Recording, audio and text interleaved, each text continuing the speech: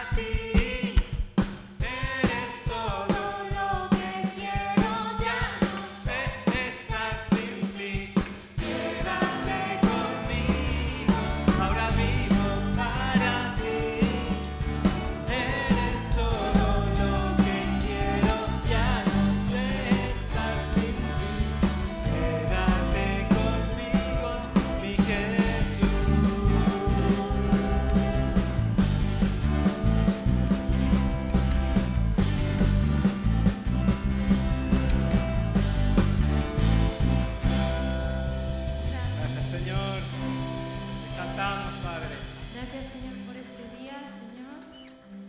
Y igual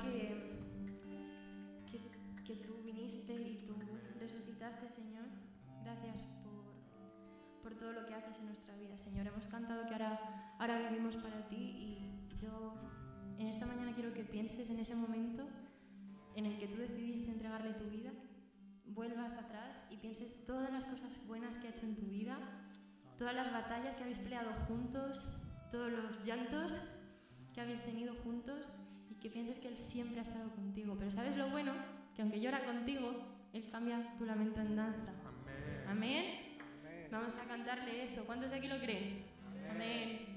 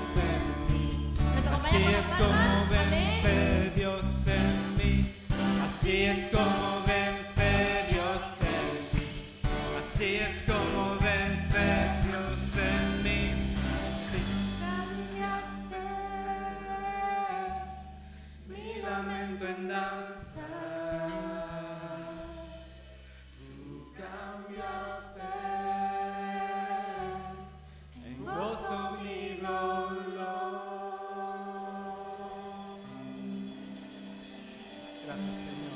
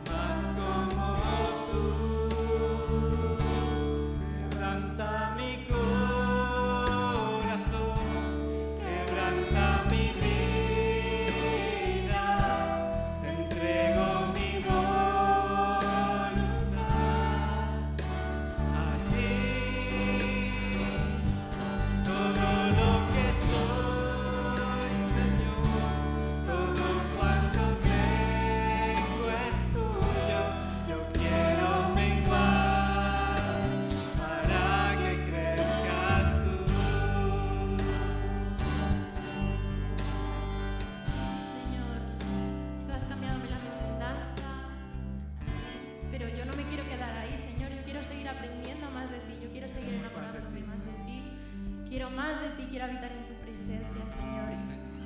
Es necesario que yo mengue para que tú crezcas, Señor, y para que todos puedan ver la luz que tú pones en mí, que todos lo puedan ver, Señor. Amén. Con este espíritu de adoración, Señor, queremos venir ante ti, Señor.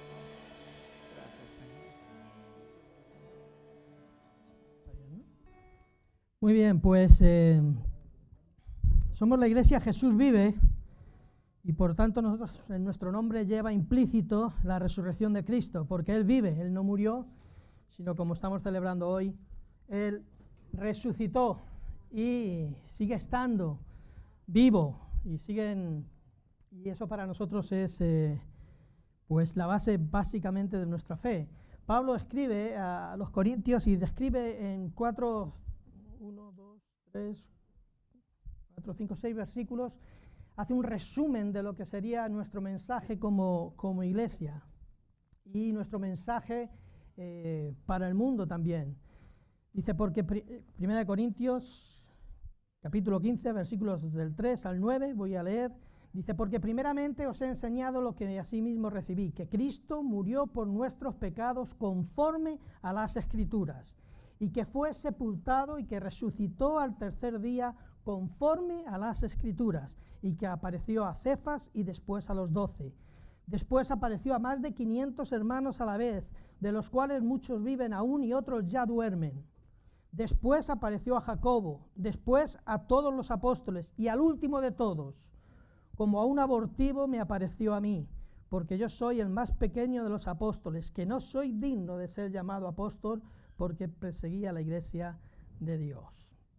Hoy ya casi nadie cuestiona la figura de Jesucristo, es decir, la figura histórica, o el Cristo histórico, o el Jesús histórico, ya son muy pocos cabezones los que la siguen negando, y perdón por la expresión cabezones, pero quiero decir que hay tantas evidencias históricas de la vida y del personaje histórico de Jesús, que mantenerse aferrados a que es una leyenda, a que es una moraleja, a que es una fábula, pues es poco más o menos que ser obcecado. Porque al final hay muchos libros, aparte de la Escritura, muchos libros contemporáneos al tiempo de Jesús, escritos por historiadores judíos, que hablan de la figura de Jesús de Nazaret, de un hombre que hizo milagros y que anduvo por las tierras de Palestina con 12 incondicionales y alborotando al personal. Bueno, no le reconocen como Dios, no le reconocen como Mesías, pero la figura histórica de Cristo está reconocida. Luego se cuestiona la resurrección. La resurrección es algo que también se está cuestionando, si resucitó, si no resucitó, si ya el Evangelio daba vistas de las excusas que los romanos y los líderes políticos religiosos de la época de Jesús ponían para acallar ese hecho que era la resurrección, que habían robado el cuerpo, que se lo habían llevado, que lo habían escondido, de tal manera que durante más de 2000 años siguen buscando el cuerpo, pero el cuerpo no aparece. Así que pero aquí Pablo básicamente nos resume este mensaje que la iglesia tiene que dar, que Cristo murió por nuestros pecados, hermanos. Cristo murió por nuestros pecados y por los pecados de aquellos que lo reciben como su Salvador. Murió por nuestros pecados y que fue sepultado, y que todo esto venía en las Escrituras, y que después resucitó, también venía en las Escrituras, y que apareció a muchos, empezando por Pedro y terminando, como dice el propio Pablo, a él, el último, como a un abortivo. Y ahí viene una cantidad de testigos que Pablo pone en este texto, donde se fue afirmando esa resurrección de Cristo, donde si hubiese sido robado el cuerpo, si fuese sido escondido por sus discípulos, no se hubiesen afirmado en esta declaración, en esta cantidad de testigos. Ninguno de ellos hubiese dado un céntimo o un respiro de su vida por el Evangelio y por Cristo. Sin embargo, muchos de ellos fueron muertos por el Evangelio, fueron mártires por llevar adelante el mensaje, este mensaje de que Jesús murió por nuestros pecados, que murió y que al tercer día resucitó de entre los muertos. Nadie da su vida por una mentira, si ellos mismos hubiesen robado el cuerpo. Así que celebramos hoy que Jesús resucitó, que Jesús está vivo, que está ocupando el lugar de gloria del cual se despojó para venir, hacerse carne, habitar entre nosotros, pero que ahora está nuevamente en el trono de gloria y en el trono de gracia. Juan 14, 27, 31, quiero compartir con vosotros. Dice así, el Evangelio de Juan. Juan es un evangelio que prácticamente recoge los últimos días o las últimas semanas de Jesús, con algún episodio, algún acontecimiento más, pero se centra muy de lleno en lo que aconteció en las últimas semanas con Jesús, lo que conocemos como esa semana de pasión. No sé si tú también has tenido esta semana una semana de pasión, de dureza, de trabajo, de dificultades, de tormentas, no sé cómo lo has vivido, pero Jesús pasó una semana realmente tremenda. Pasó de la algarabía y del júbilo por la entrada triunfal en Jerusalén a salir crucificado, a terminar la semana crucificado. Pero bueno, gracias a Dios también y al poder de su Espíritu Santo resucitó y se levantó de entre los muertos. Pero tuvo una semana completita también, ¿verdad? Así que si tú has tenido una semana completita, déjate abandonar en los brazos del Señor, porque Él entiende lo que es una semana completa. Dice así, Juan 14, 27, 31, dice: la paz os dejo, mi paz os doy. Yo no la doy como el mundo la da. No se turbe vuestro corazón ni tenga miedo. Habéis oído que yo os he dicho, voy y vengo a vosotros. Si me amarais, os habríais regocijado, porque he dicho que voy al Padre, porque el Padre mayor es que yo. Y ahora os he dicho antes que suceda, para que cuando suceda, creáis. No hablaré ya mucho con vosotros, porque viene el príncipe de este mundo, y él nada tiene en mí, mas para que el mundo conozca que amo al Padre, y como el Padre me mandó, así hago. Es un texto que queda un poquito complicadillo ahí, ¿verdad? Es un poco difícil, pero si lo situamos en su contexto, seguro que le sacamos una enseñanza y seguro que nos edifica para el día a día.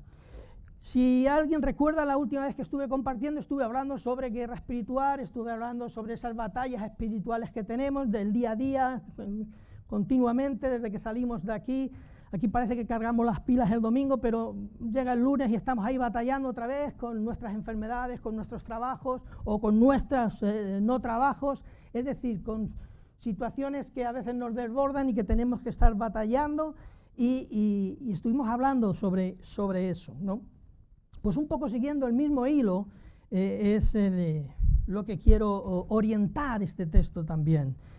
Dice que Jesús, en este texto, y si vemos lo anterior, si leéis el capítulo 14 completo, hablando acerca de la venida del Espíritu Santo, la promesa del Padre, en fin, el camino, la verdad, la vida, las preguntas que le están haciendo los discípulos, es todo un discurso, toda una enseñanza que Jesús está dando a sus discípulos, prácticamente casi despidiéndose de ellos, casi es una despedida antes de lo que le viene, antes de lo que va a acontecer en las horas y en los días siguientes, y está un poco pues despidiéndose o dándole instrucciones o tranquilizándoles también, no sé cómo enfocarlo, acerca de esa situación que se va a producir.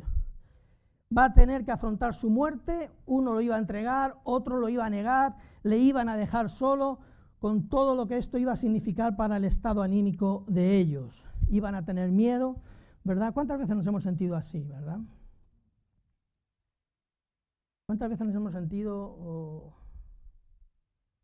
solos, desamparados, ¿verdad? Sin nadie que nos comprenda, sin nadie que nos entienda, incluso los tuyos te abandonan, incluso los tuyos te dejan, incluso los tuyos se olvidan de ti. Los que tenían que fortalecerte, levantarte las manos, pues son los que a veces te las sujetan abajo para que no las levantes. ¿Cuántas veces nos hemos sentido así? Jesús sabía que iba a pasar un momento en el que iba a haber de gran soledad, en el que desde el que le iba a entregar, desde el que le iba a traicionar, hasta el que le iba a negar, le iban a dejar solos. Solo algunas mujeres permanecieron allí a los pies de la cruz, pero los demás iban a ir en espantar por todo Jerusalén. Iban a tener miedo, pero era necesario, en este momento de la historia, era necesario ese momento de soledad de Jesús. La única sangre que se podía derramar por nuestra redención era la sangre de Cristo, la ofrenda perfecta, sin mancha. No se podía derramar ninguna otra sangre por nuestra causa. De hecho, cuando Pedro desenvaina y corta la oreja, el mismo maestro le tiene que decir, ¿acaso mi padre no enviaría ángeles para defenderme? Es decir, en vaina, no quiero más sangre, toma, la oreja en sus jugar otra vez. No se podía derramar más sangre que la de Jesús por la redención de nuestros pecados. No era cuestión de levantarse, no era cuestión de pelear contra los romanos, no era cuestión de impedir el arresto de Jesús, no era cuestión de lanzarse en una batalla carnal, porque sabemos que la batalla que Cristo venció era espiritual, igual que las batallas que nosotros debemos vencer son espirituales. Y por eso, allí, en ese momento, la única sangre que se podía derramar por tu redención y por la mía era la sangre de Cristo Jesús. No valía otra sangre, solo podía ser la sangre de Cristo. Los apóstoles y los discípulos de Cristo darían su vida por el Evangelio años después, pero ahora, en ese momento, no era conveniente, no era oportuno, no era preciso. Y de hecho la derramaron después, como dije antes. Pero en ese momento la única sangre por nuestra redención era la de Cristo. Por eso Jesús sujeta, como he dicho, a Pedro y no lanza a sus seguidores en una batalla campal por él, para defenderle. Con Jesús murieron en la cruz, es cierto, 2 malhechores, pero no lo estaban haciendo por nuestra salvación, no estaban derramando la sangre por nuestra salvación, sino por sus pecados, por sus delitos, por sus culpas. Y esto nos muestra que estaban allí como ejemplo y contraste de cuál es nuestro destino, porque nuestro destino era la cruz de Cristo, nuestro destino era morir como aquellos 2 malhechores, porque nuestros pecados tienen la misma paga que los pecados de aquellos 2 malhechores, que es la cruz del Calvario. Mas Cristo ocupó nuestro lugar. Y si vemos ese contraste entre el inocente, la ofrenda perfecta, la ofrenda sin mancha, por nuestros pecados, por los tuyos y por los míos. Estaban como ejemplo y contraste de cuál es el destino sin Cristo. Estaban pagando por sus pecados y delitos. Y en la otra cruz, como he dicho, deberíamos estar nosotros. Pero Jesús ocupó nuestro lugar. En este texto y en su contexto, como he dicho, es como si Jesús estuviese haciendo su testamento, estuviese dejando su legado. Y su legado era: el espíritu lo iba a entregar al Padre, el cuerpo iba a ser entregado a José de Arimatea para ser sepultado, sus vestidos iban a ser entregados a los soldados que los iban a echar en suertes, aquellos soldados que habían intervenido en su crucifixión. Su madre la iba a dejar al cuidado de Juan, su reino a un ladrón arrepentido. ¿Qué les iba a dejar a los discípulos? ¿Qué legado les iba a dejar a los discípulos a las puertas de su muerte? Su paz.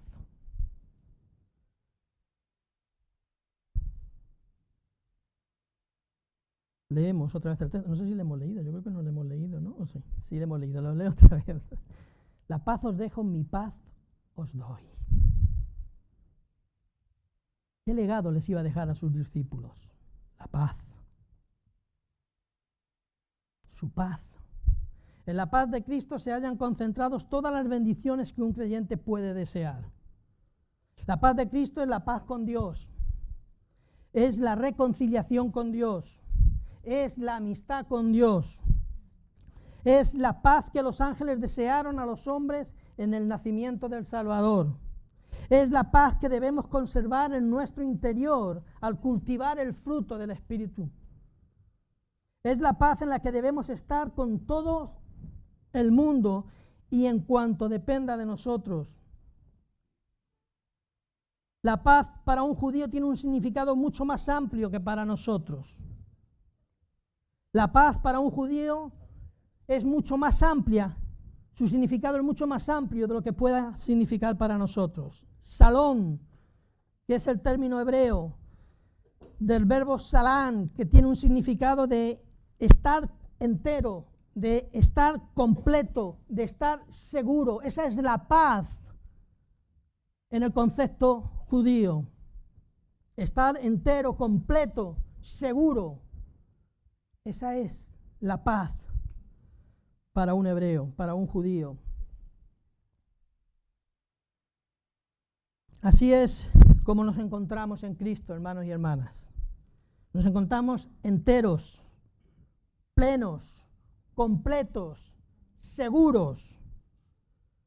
No necesitamos nada más para estar satisfechos, para sentirnos realizados. De tal manera que la opinión de los demás no nos va a afectar, no nos va a importar, porque nos satisface plenamente, nos completa plenamente, nos da esa seguridad plenamente, la paz de Cristo.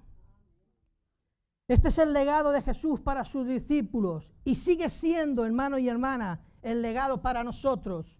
No se concibe un cristiano, no se concibe un creyente, un discípulo de Cristo sin paz, sin sosiego, sin seguridad, sin sentirse completo y satisfecho plenamente en Cristo. Si necesitas algo más, si necesitas psicotrópicos, si necesitas pornografía, si necesitas diversión, ocio, para sentirte completo, es que la paz de Cristo no está en ti. Porque la paz de Cristo nos completa. Nos completa. Mi paz os doy. Esta paz es dada por Jesús a los que han cimentado su vida sobre la roca. Para los que viven en el Espíritu y solo te la puede robar la carnalidad. Cuando se anda en la carne no se puede experimentar la paz de Cristo, la paz de Dios. Jesús les deja su paz para hacer frente a sus miedos, a sus inseguridades, frente al ridículo, frente a la opinión de los otros, frente al martirio. Jesús les deja su paz. Es el legado de Jesús para sus discípulos, para sus apóstoles. Mi paz.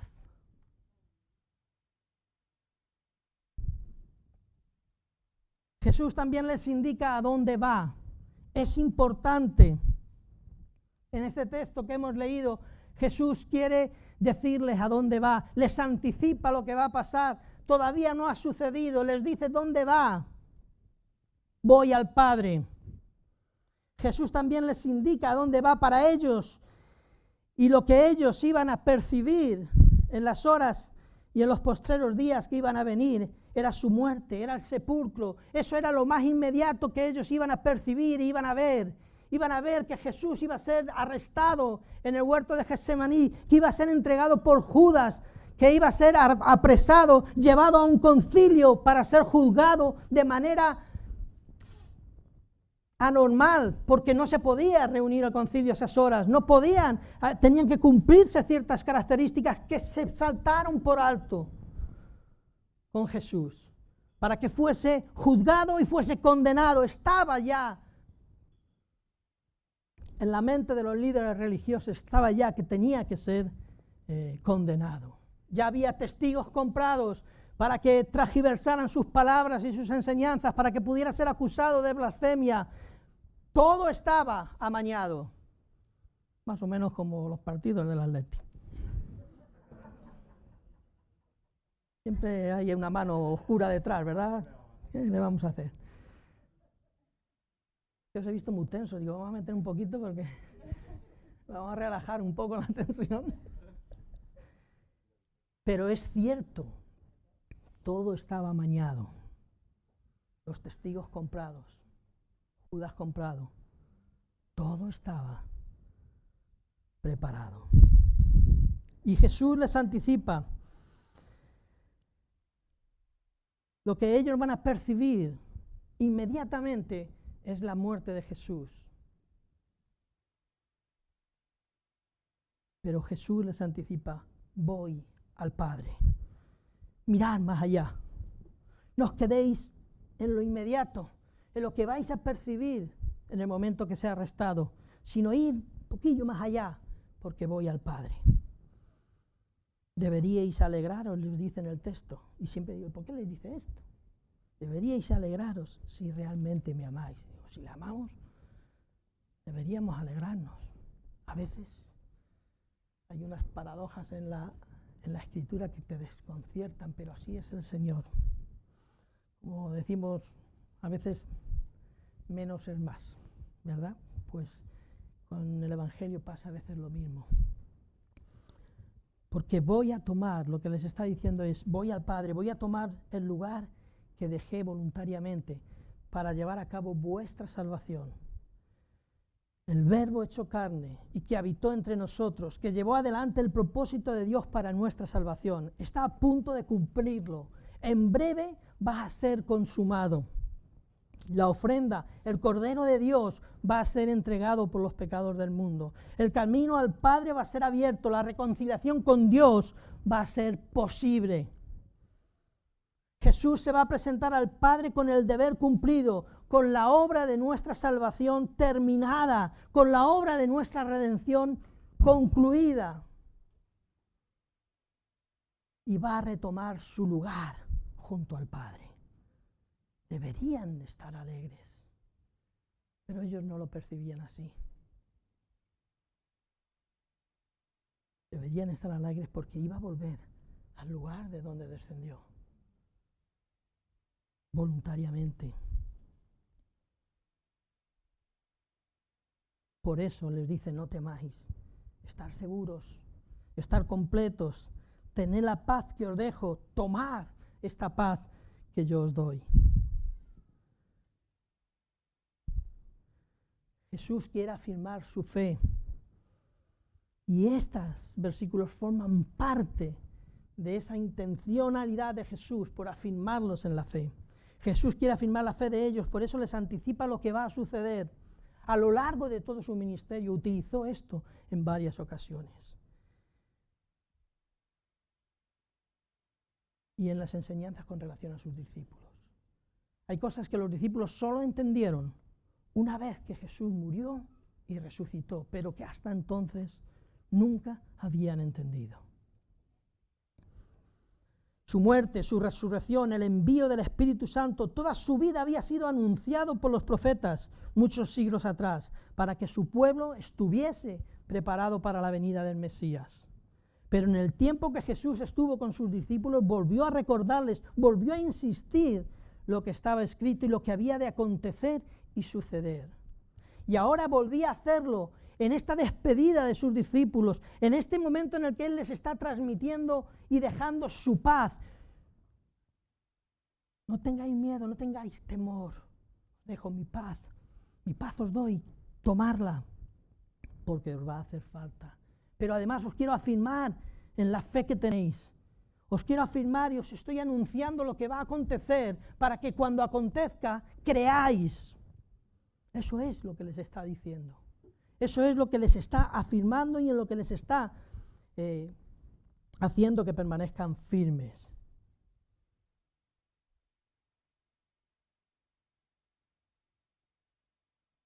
Ahora volví a hacerlo otra vez para que cuando sucedieran creyeran, afirmaran su fe y se mantuvieran firmes sobre la roca. Para que cuando viniese la persecución, cuando viniesen las tormentas, los tiempos malos y difíciles, cuando llegase el martirio en la arena de los circos romanos, la mofa, los insultos, cuando estuvieran solos y abandonados en las humedades de las prisiones, cuando tuvieran que entregar su vida por el Evangelio, se mantuvieran firmes sobre la roca, tuvieran fe, que de la misma forma que se cumplieron todas las cosas que Jesús les anunció y les dijo acerca de Él, también se cumplirán todas las promesas que Dios tiene para su pueblo y para su iglesia.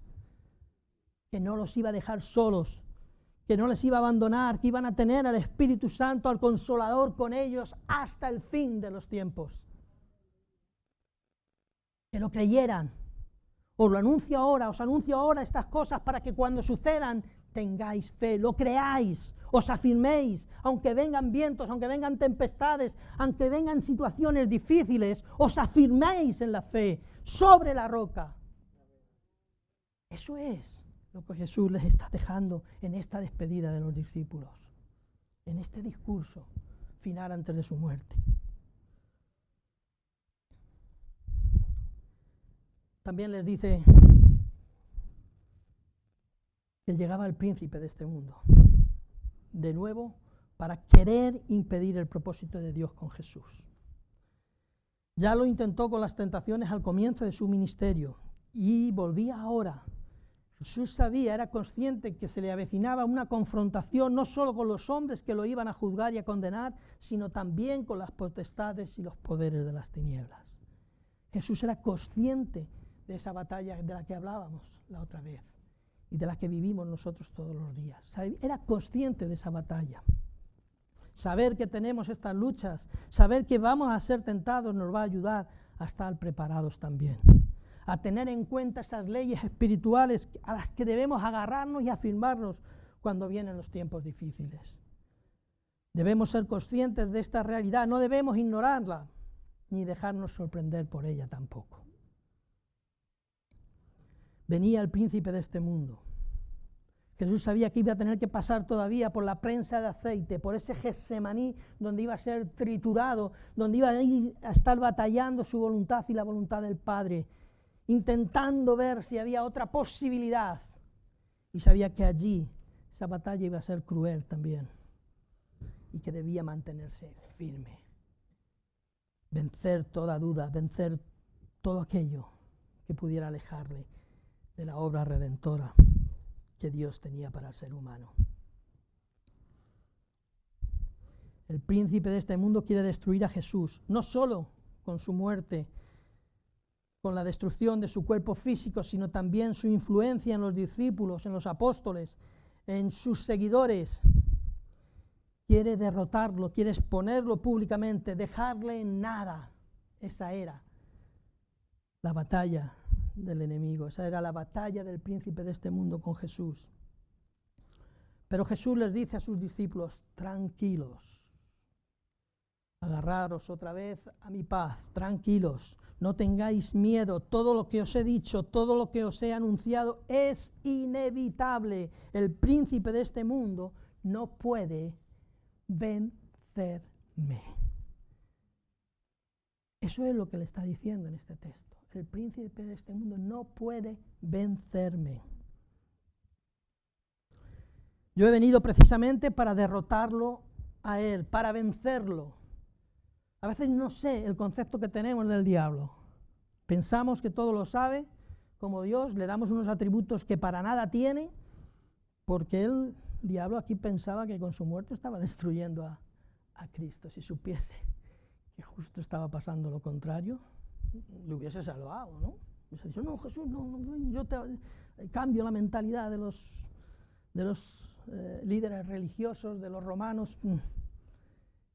Pero no, él pensaba, quería destruir su cuerpo, su influencia, dejar en ridículo, exponerle públicamente, que todas las enseñanzas que él había dado durante estos 3 años de ministerio se viniesen abajo. Ese era el propósito del diablo, ese era el propósito del príncipe de este mundo.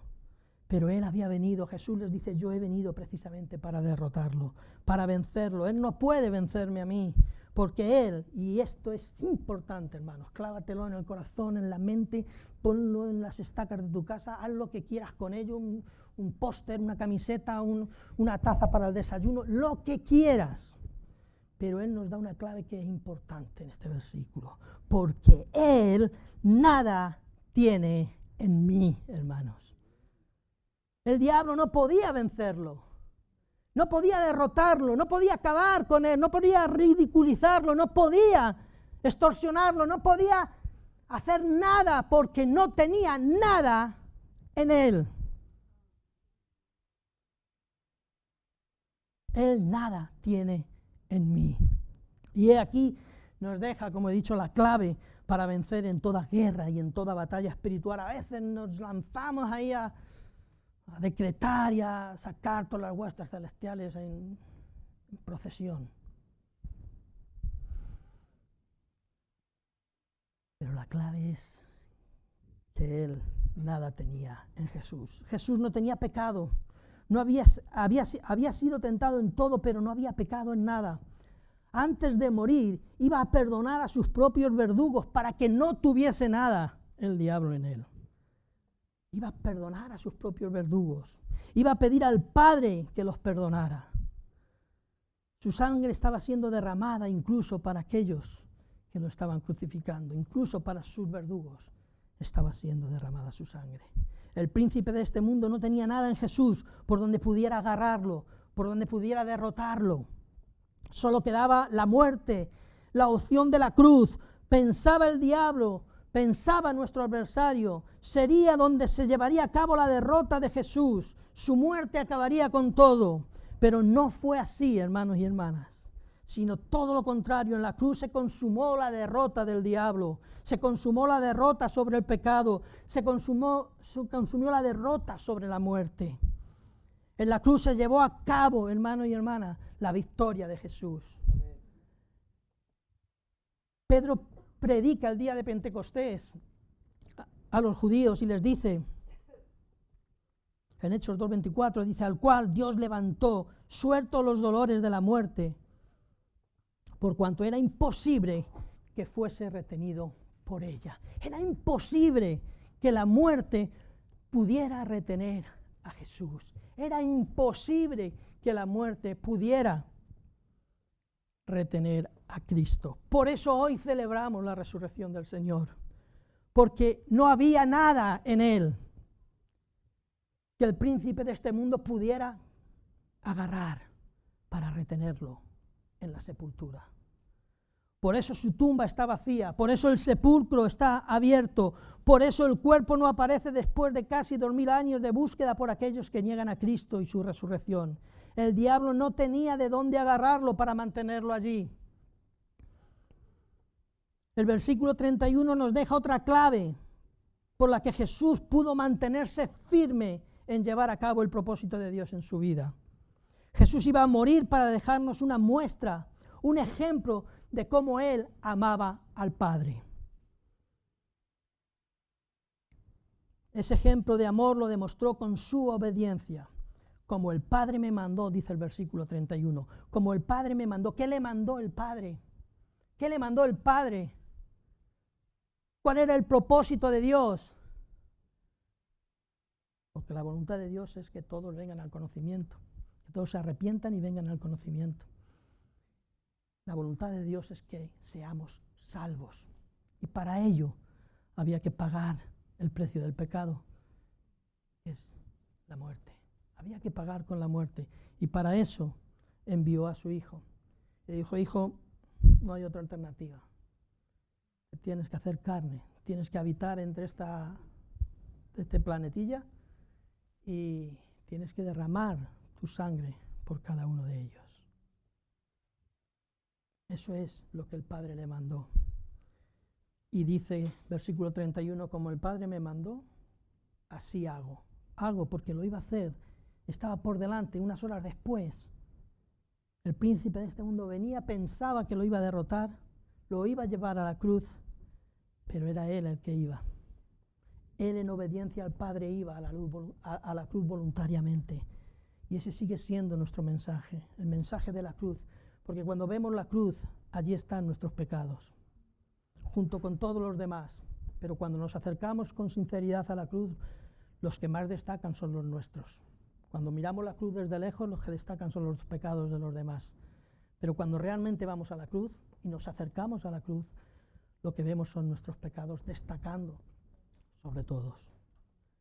Por eso es necesario ir a la cruz cada día, para saber de dónde Cristo nos ha rescatado, para saber de dónde Cristo nos ha sacado, para saber lo que Cristo hizo por nosotros.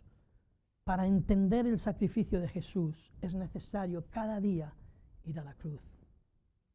Llevar allí todas nuestras cargas, todas nuestras ansiedades, todas nuestras equivocaciones, todos nuestros pecados diariamente. No podemos ignorar, no podemos obviar, no podemos pasar por alto la cruz. Es necesario, es más necesario ir todos los días a la cruz de Cristo que venir aquí los domingos, hermanos. Os lo digo con sinceridad. Porque aquí a veces lo que hacemos es poner una máscara, ponernos un paño que cubra nuestros defectos. Pero en la cruz de Cristo, ahí con Cristo a solas, somos transparentes. Nada queda oculto. y necesitamos ir a la cruz de Cristo diariamente, más que venir aquí. Podemos tener una iglesia bonita, podemos tener unas luces preciosas, podemos tener una música relevante, podemos tener un ambiente espectacular donde entramos en intimidad, pero si no vamos a la cruz diaria, si no vamos cada día a la cruz de Cristo, en vano es todo, hermanos. Porque en la cruz está nuestro perdón, en la cruz está la obra de Jesús, en la cruz nos iguala a todos, hermanos. Cada uno venimos de un extracto social diferente, unos somos más ricos, otros somos más pobres, yo me meto con unos y con los otros. Unos somos más guapos, otros somos más feos, unos somos más delgados, otros somos más gordos. Pero la cruz nos deja a todos iguales. Se acabaron las diferencias. Dice la Escritura que ya no hay griego, ni judío, hombre ni mujer, siervo ni esclavo, bueno, jefe ni esclavo, amo ni esclavo. La cruz nos deja a todos en el mismo nivel, porque todos hemos sido limpiados por la misma sangre. Todos hemos sido perdonados por la misma ofrenda que Jesús hizo por nosotros en la cruz del Calvario.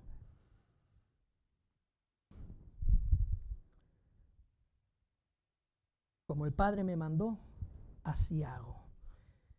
Jesús nos iba a dejar este ejemplo de cómo mantenerse firme sobre la roca, firme ante lo que se le avecinaba, firme ante lo que venía, para darnos esa victoria en la cruz, para darnos esa victoria sobre el príncipe de este mundo, sobre nuestro adversario. Nosotros también podemos vencer las batallas que nos presenta la vida. Y también podemos vencer las tentaciones del príncipe de este mundo. Romanos 8:11 nos dice: y si el espíritu de aquel que levantó de los muertos a Jesús mora en vosotros, el que levantó de los muertos a Cristo Jesús vivificará también vuestros cuerpos mortales por su espíritu que mora en vosotros. El mismo espíritu que levantó a Cristo de entre los muertos, es decir, el Espíritu Santo, el Espíritu de Dios, que el día de resurrección, el primer día de la semana, este domingo de resurrección que estamos celebrando de hace 2000 y pico años, ese mismo Espíritu que levantó a Cristo de entre los muertos, es el que mora en nosotros como creyentes, hermanos. No le tengáis dormido. Vivamos en ese Espíritu, porque es la manera de vencer la batalla, es la manera de vencer la tentación, es la manera de salir victorioso, no en nuestros méritos, sino en la cruz de Cristo, en la resurrección de Cristo, en el Espíritu Santo que levantó a Cristo de los muertos. Él nos vivificará, nos dará vida, hermanos, nos dará vida para vencer el pecado y la muerte, si realmente mora en nosotros. Nosotros también podemos vencer las batallas que nos presenta la vida. La victoria de Cristo es nuestra victoria también, en tanto en cuanto el mismo Espíritu que lo levantó de los muertos el día de la resurrección more y siga morando en nosotros también. Estemos afirmados sobre la roca, hermanos. Estemos afirmados sobre la roca. Recordar que empezamos el año con este lema, sobre la roca, sobre aquel hombre que edificaba su casa sobre la roca. ¿Por qué? Porque oía las palabras de ¿quién? De Cristo. ¿Y qué? Las hacía. Y él, aquí vemos ese mismo concepto, lo vemos en el versículo 31. Lo que el Padre me mandó, hago. Es el mismo principio para mantenerse firme como Jesús se mantuvo. Pero tenemos además una ayuda extra. Y es que nosotros contamos con la ayuda del Espíritu Santo en nuestros días, porque no nos dejó solos, no nos dejó huérfanos. Lo tenéis versículos anteriores de este mismo contexto, podéis leerlo en casa. Tenemos la ayuda del Espíritu Santo, tenemos la paz que Cristo nos ha dado, tenemos lo relatado en las Escrituras, que todo se cumplió para que nuestra fe sea afirmada sobre la roca, y que lo mismo que se cumplió se va a cumplir ahora y en lo que tenemos por delante. Por eso afirmémonos sobre la roca. Sigamos el ejemplo de Cristo. percibamos esa paz que sobrepasa todo entendimiento, que el mundo no puede entender, porque no se la dio al mundo, se la dio a los que creen en Él. Amén. Pues vamos a dar gracias al Señor por este día precioso de resurrección. Aleluya, Padre, te damos gracias en el nombre de Jesús, que podemos, oh Dios, en este día decir gloria a Dios, que estás ahí en el trono. Gracias por tu Espíritu Santo que nos ministra en esta mañana con tu palabra, oh Dios, que abre nuestro corazón al entendimiento de la misma. Espíritu Santo, que levantaste a Jesús de entre los muertos, vivifica nuestros cuerpos, oh Dios, vivifica nuestros corazones, vivifica nuestra mente y nuestro entendimiento, vivifica nuestro espíritu para que no ande muerto, oh Dios, para que venzamos, oh Señor, sobre toda batalla, sobre toda tentación, sobre todo pecado que nos asedia, oh Dios, tengamos la victoria en Cristo Jesús. Oh Padre, te alabamos. Jesús, gracias por tu obra redentora en la cruz del Calvario. Gracias por esa cruz, oh Dios, que cada día tú nos lleves a esa cruz, oh Dios, a entender y saber lo que has hecho por nosotros. Oh Dios, te doy gracias en esta mañana de resurrección. Gracias, oh Dios, por esa obra perfecta que hiciste en la cruz del Calvario. Oh Dios, ayúdame a vencer en cada batalla diaria, Señor. A ser obediente, no porque con ello obtenga la salvación, sino porque con ello demuestro que te amo, como tú con tu obediencia mostraste el amor que tenías al Padre, que yo pueda con mi obediencia mostrar mi amor por ti. Gracias te doy, Señor. Gracias te doy, no tengo con qué pagarlo, Señor, porque fue alto el precio que tú diste en la cruz del Calvario. Por eso solo me queda agradecerte y decirte, Señor, ayúdame, oh Dios, a seguirte. Ayúdame a ser fiel, a mantenerme firme sobre la roca, firme sobre tus palabras, sobre tus enseñanzas, firme, oh Dios, sobre lo que está por venir, aunque sean tormentas, aunque sean dificultades, aunque sean batallas y guerras, oh Dios. En ti estoy seguro, en ti estoy completo, porque tu paz me da esa seguridad, me da esa entereza, esa plenitud en Cristo Jesús. Gracias te doy en el nombre de Jesús. Amén y amén.